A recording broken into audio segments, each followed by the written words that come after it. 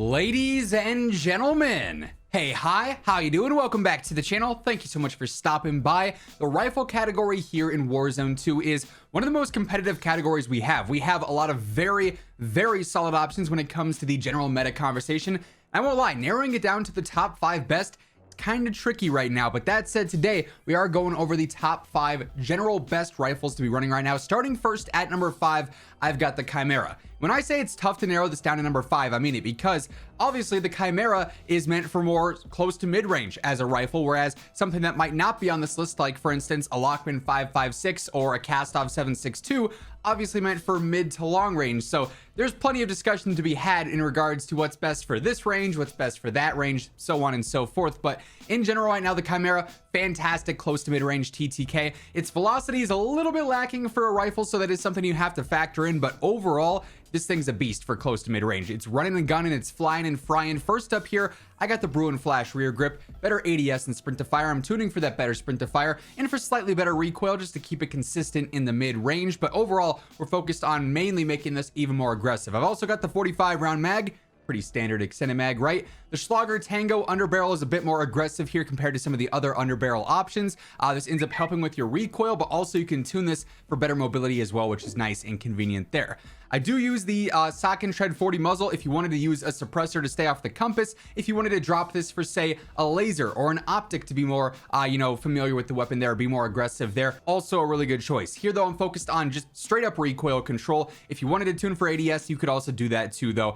Really wouldn't be a huge difference there. Then lastly, I go for the Vorpal barrel, which is the best of all worlds. Damage range, movement speed, ADS speed. It's everything you could ask for out of one singular attachment for a build like this. I do tune for the better range and recoil yet again, but if you wanted to go for the inverse, you could do so. Make it a little bit more snappy, make it a little bit more aggressive there. Regardless, you cannot go wrong with the Chimera right now. Now, just a step above the Chimera at number 4, I've got the 74U. And really the only reason I have this currently listed as better than the Chimera is just because this one's gonna feel a little more consistent in regards to bullet velocity. This has a much better stock velocity than the Chimera. So while they're both meant for close to mid-range as AR SMG type hybrid weapons, this one is going to be a bit more reliable outside of just the first 20 meters or so. So, up to 30, 40, 50 meters even, this is going to feel a little bit more consistent and like it's landing shots a bit easier because of those just base stats, but the movement on each of them still very good. The feel of them also very good as well. First up here, I go for the X2 rear grip. This is my main consistency option here for the better control. I do tune for the better mobility though, so we're getting a lot out of this one single attachment. I've also got the R7 stock. This is all pretty much mobility based. Sprint speed, ADS speed, crouch speed. We're tuning for even more mobility there. 45 round extended mag, again, just pretty standard. The added safety net of having that extra ammo. I also go for the Olay laser here. Better ADS than sprint to fire, as always, for our close range guns. Nothing really new in this category at all.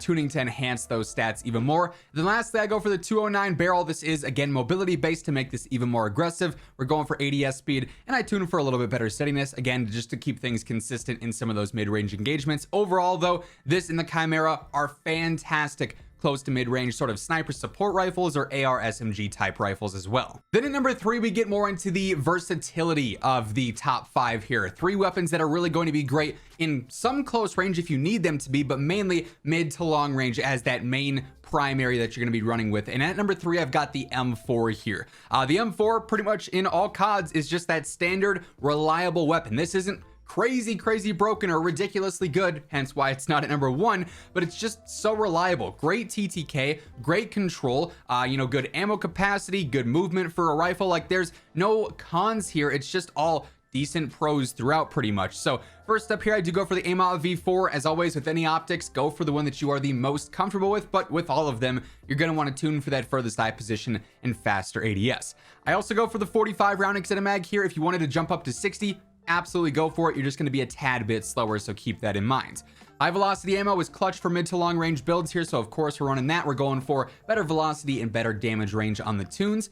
Edge 47 underbarrel is great, especially after this update where all the movement cons on these are pretty minimal now. So this is going to help out a ton with stabilization and not really hurt much in general. Then lastly, I go for the Echoless 80 suppressor. If you wanted to use like a Sack and Tread 40 compensator instead to go all out on control, absolutely you could do so. Really, there's no wrong answer between using a range and velocity increasing suppressor or a control increasing compensator. Just comes down to how you want the gun to feel. In this case, I'm going for that suppression, better velocity, better ADS on the tunes there. Really, this is about as standard and as decent of a gun you could get. No real bad things about it. It's just going to be nice, reliable, easy to use. Now, as we move on into the top 2 here, quick reminder, if you are new to the channel, every single day, I got you covered with all things going on in Call of Duty, news, updates, class setups, tips, you name it. It's all going to be right here. So feel free to hit that subscribe button and turn on those post notifications to always stay up to date. And if you guys enjoy the video or if you find it helpful, let me know by dropping a like on it as well. And want to give a shout out to my friends over at Gamer Advantage. Of course, you guys always see me wearing these glasses. They're literally on from the second I step into this room till the second I step out. If you're looking at screens for long periods of time, whether you're gaming, working, doing school, these are game changers, man. They're going to help you sleep better. They're going to reduce headaches and eye strain. I love my Horizons here. This is the pair that I'm rocking. The colorways are great. They offer prescription or regular lenses. If you want to get a pair for yourself, code IMMORTAL saves you a nice chunk of change with the discount at checkout. So link for that will be down in the description below if you want to check them out. Now at number 2, I've got the TAC 56. Much like the M4, this is just ridiculously reliable. I find this one to be a bit easier to use though, hence why I have it at number 2. The recoil here, especially on our build here, is just so minimal. So it doesn't matter if you're fighting at 30 meters or 130 meters, you're going to be able to land shots consistently. And while this doesn't have the clear #1 TTK out of all the rifles, because it's so easy to use, when you factor in missed shots and a realistic TTK, it's going to turn out to be one of the best in the entire game over range. So that's what I love about the SCAR here. Its ease of use is basically one of the best in the game. So first up here, I got the combat rear grip. I'm going for just control here, tuning to enhance that even more. 40 round extended mag, just like on the M4 though. If you wanted to go up to 60, feel free to do so. Keep in mind that mobility decrease though. High velocity ammo yet again here, tuning for the better range and better velocity to enhance that even more. Edge 47 underbarrel, basic stabilization, tuning to capitalize on that. And once more, I do go for the Echoless 80 suppressor here as well. Better ADS and bullet velocity. That said, if you wanted to drop either the rear grip or the underbarrel to throw on maybe an optic of some kind, you could absolutely do that as well if you don't like the iron sights. Personally, there's some of my favorite in the game, so I'm always rocking those. And then of course, no surprises here at number 1, we've got the Hemlock. This thing is just a beast for the rifle category right now. Not only does it have a super competitive TTK over range up there with some of the harder hitting rifles, it also is about as easy to use as it can possibly get, right? The TAC 56, the SCAR is easy to use. This is also so easy to use. I would argue maybe even easier than the TAC 56.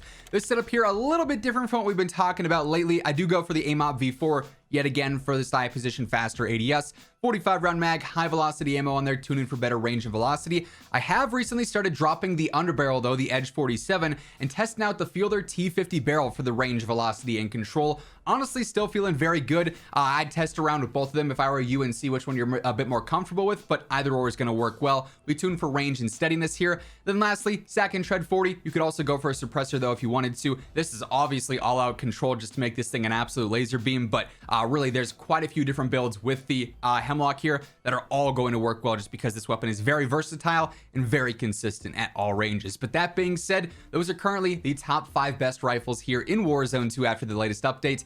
That's going to wrap things up for today. If you enjoyed, let me know by dropping a like on the video. And if you're new here, feel free to hit that subscribe button, turn on those post notifications so you can always stay up to date with absolutely everything going on in the world of Call of Duty. But once again, thank you so much for tuning in. And until next time, take it easy, have an awesome rest of your day, and I'll catch you guys later. Peace out.